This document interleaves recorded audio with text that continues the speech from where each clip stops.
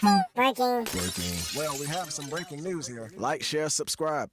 The GOAT debate is very subjective, and everyone has their own opinion, whether it be Kobe Bryant, Michael Jordan, or LeBron James. Shannon Sharpe happens to be one of the biggest LeBron fans in media, along with Kendrick Perkins and Nick Wright, and a few others. But I want to take the time to attempt to dissect some of Shannon Sharpe's most awful Michael Jordan takes and some of the things he said that does not make any sense. And quite frankly, this should be very easy. Breaking. But I don't think the early Sixers went out of their way to do anything to Jordan because he couldn't beat them. The big three Celtics didn't go out of their way to do anything. The Lakers didn't go out of their way to do anything. This notion that people hated Jordan is just not true. This notion that Jordan had no friends. Jordan didn't golf with anybody. Jordan didn't go to Vegas with anybody. Jordan didn't play cards with anybody. And that's all he did. Shannon was saying that the 80s super teams did not fear Michael Jordan. Of course, you don't fear one great player when you have two or three great players on your team. Larry Bird had Danny Ainge, Robert Parrish. I don't know if these were super teams, but that team was an all-time great team. And of course, Magic Johnson team could have qualified as a super team.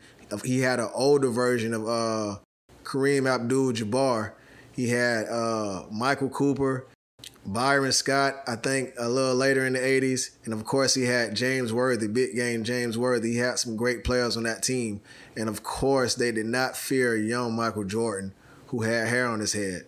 He did not have one good player, let alone great player on his team. And he was trying to lift his team over these other teams during the 80s. But of course, he just could not. These teams had already hit their stride and had already been winning championships. Maybe one or two when he arrived in the league in 84, 85. That comment was very, very slanted. That was a very young Michael Jordan still trying to learn the NBA. And no one said Jordan had no friends. Of course, he had a couple friends. It's just most people didn't like him. Definitely the way he came in and took over the NBA and just dominated a lot of people. And LeBron is friends with almost every all-star from his era. You can see him hanging out, talking, chatting, hanging out at parties. Kevin Durant included. I don't think Kawhi Leonard and Giannis are included in that bunch, or James Harden. But for the most part, even Steph Curry, Chris Paul, everybody else, Carmelo Anthony, yep. Now, this is what Paul George said after being eliminated by the LeBron 4 or 6 times. He says it's real frustrating to continue losing to the same team or the same person. It's real frustrating. Ask Danny Ainge, why did he put the big three together? Okay, ask the New Jersey Nets why they gave up what they gave up to get Paul Pierce, Kevin Garnett, to pair them with Joe Johnson and Darren Williams. Why would they do that, Skip?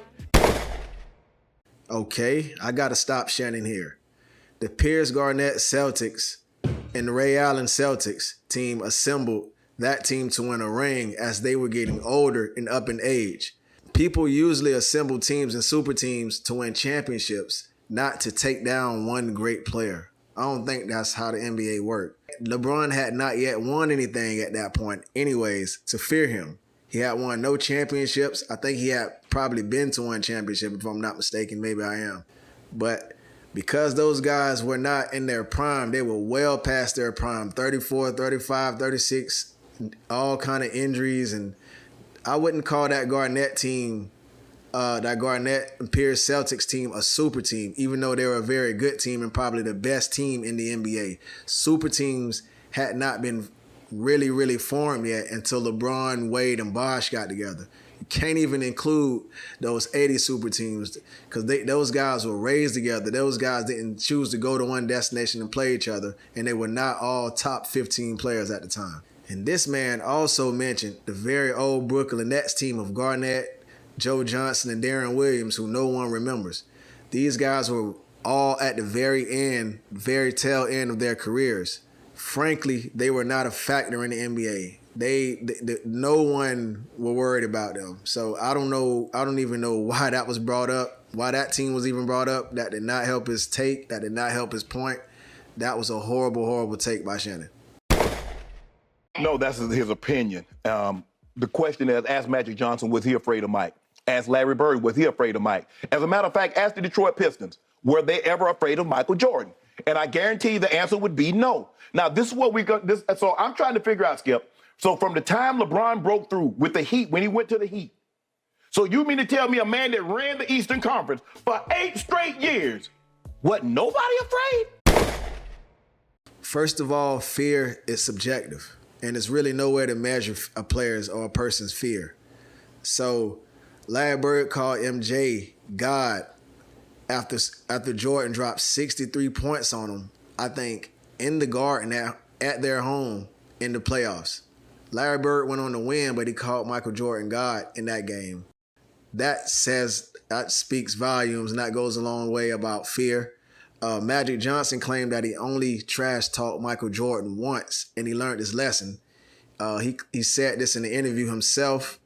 Players throughout the 80s definitely feared Michael Jordan's athleticism because his athleticism was definitely unmatched and never before seen. This was, of course, you had Dr. J and some other people, but Jordan took it to a whole new level, and his scoring and the way he attacked was very, very deadly, and he stayed on you. It was very difficult to guard Air Jordan back in the days, as everybody game planned to stop just this one-man show. So I would definitely call that some kind of level of fear. I don't know if you're scared, shaking in your boots, but like scared as to get embarrassed or dunked on. And to Shannon's second point, LeBron had 7 straight final appearances. Yes, that's true, but the West had all the heavy hitters. They had the West was very stacked then. They had at least 7 teams with 50-win seasons, some seasons. It got really, really crazy in the West, and as the East was really easy. And LeBron made sure his team was stacked so he can march through a very easy East. And it was almost narrated and set up that way as he dominated Paul Pierce and the Celtics. Paul George and the Pacers with Roy Hibbert. And he dominated Kyle Lowry and DeMar DeRozan with the Raptors, who definitely did not have a stacked team. Those were B-level players. And he took pride in dominating those teams with Chris Bosh, Dwayne Wade, Kyrie, Kevin Love. I mean, it was ridiculous how easy he was making it to the finals. Those teams probably could have made it to the finals without LeBron, a couple of them. The West was heavily stacked. It featured OKC, Westbrook, and Durant. It features the Spurs that swept LeBron with the Heat, and later the Warriors, the Juggernaut Warriors. So the West was always stacked while LeBron had an easy time in the East. I think everyone knows that by now. Not to mention, LeBron is 3rd on the all-time finals losses behind Jerry West and Elgin Baylor. He has 6 final losses to his name. And I don't know that those teams that beat him in the finals really feared him. He was not winning at a high enough clip. Horrible take by Shannon. LeBron, for what the man has done by saying the competition. There was no Kevin Durant's in the 80s and the 90s. There was no Steph Curry's in the 80s and the 90s. There was none of that. So this notion that the players now are softer, the players now are more skilled than in the 80s and the 90s. I definitely agree here. Players are getting more skilled as time goes on, but the fundamentals are getting lost severely, especially on defense. Players will give you buckets all day in this new era, but at the same time, they will give you buckets, if you know what I mean. They will let you score, and it's easy to score. He mentioned Steph Curry and Kevin Durant, 2 all-time great offensive players in their own right, but no one thinks of them as playing defense. Kevin Durant got a little better at defense as he got older, and Steph Curry did also. But these are guys who you don't think of when it comes to stopping star players and putting pressure on you on defense. If LeBron is truly a transcending talent, as they say, he would have done something truly amazing and something we never saw before and dominate this elite group of offensive players. And there are truly some elite offensive players in this era, so I do agree with that. But he was losing to a lot of them. I always said if LeBron had Russell Westbrook's mentality with LeBron's smartness, he would probably be worthy of the GOAT, probably. I'm sorry to say, man, but I think Shannon Sharpe be reaching just as Nick Wright and Kendrick Perkins does. A lot of their arguments are opinion-based, and they can't throw out stats. And they can't throw out stats because Michael Jordan is winning in most of the statistic categories except longevity. Even by the new analytics, Jordan is winning by a lot of the newer analytics as they try to find new stats and invent new ways to make stats. Michael Jordan was not even measuring those things, and he's still beating LeBron in a lot of those. Tell me what you think, man. If I'm right or wrong, if Shannon's right or wrong, if Shannon has some good points, let me know what you think in the comment section, man. Breaking. Well, we have some breaking news here. Like, share, subscribe.